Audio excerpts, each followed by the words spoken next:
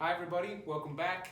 Today we're going to continue our discussion of vocal diagnostics with an exploration of the term offset or release.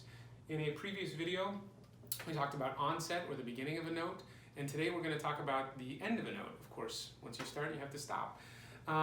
This is very similar to onset. There are three main categories that we talk about with offset. They are the abrupt or unbalanced offset, the balanced version, and the strangled or soft offset. So let me demonstrate these three for you. So we have ah, so you hear that little kick or that pop, ah.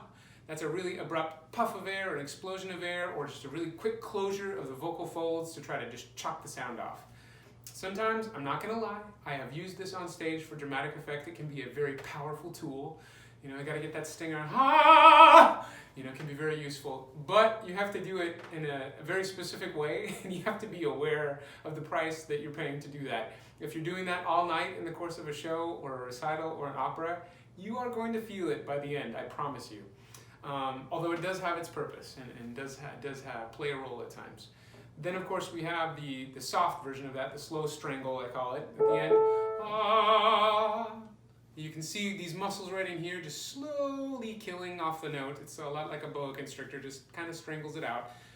Not great. As you can see visually, it is not pleasant to watch, but also you bring such an immense amount of tension to the end of that phrase. If you've got another phrase right after that, it's going to cost you quite a bit to shed all that tension first before you can start the next phrase.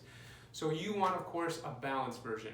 And the way that goes is this way. You're just going to sing, ah, just release.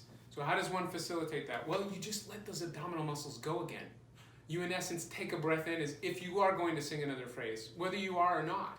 You breathe in another phrase. And by breathe in another phrase, I mean you breathe in the pitch and the volume and the vowel, all of those components of that next phrase or that imaginary phrase that you were pretending to sing. You breathe that in, and it helps keep that vocal tract nice and open and released, and the airflow just stops it. It feels like it reverses almost. That's a really clean release. If any of you have seen one of those old school record players, it's a lot like just lifting the needle. Ah!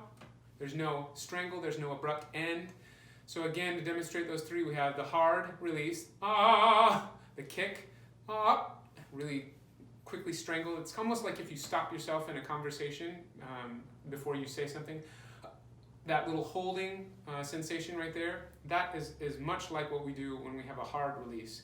Then you have the soft release, ah, where you just flex these muscles like crazy and you slowly strangle the sound out.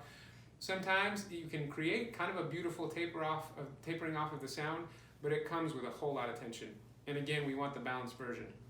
I promise you, in the practice room, if you feel like you're practicing these things that are too simple or that are right in the middle part of the voice, these are the foundational components. If you're practicing these things and honing them in, you will sing with less tension, you will sing with more flexibility, your stamina will be better, your accuracy and your resonance will be better. So much of what we do in lessons is untraining bad habits. If you can set yourself up now with good habits and excellent onsets and releases, you'll find that your work in the upper and lower range is so much easier. So don't feel bad about working in the middle part of the range and with something so simple or specific as a release or an attack. Thank you so much for watching. Please leave me your comments about the things you're finding in your practice sessions with these particular concepts.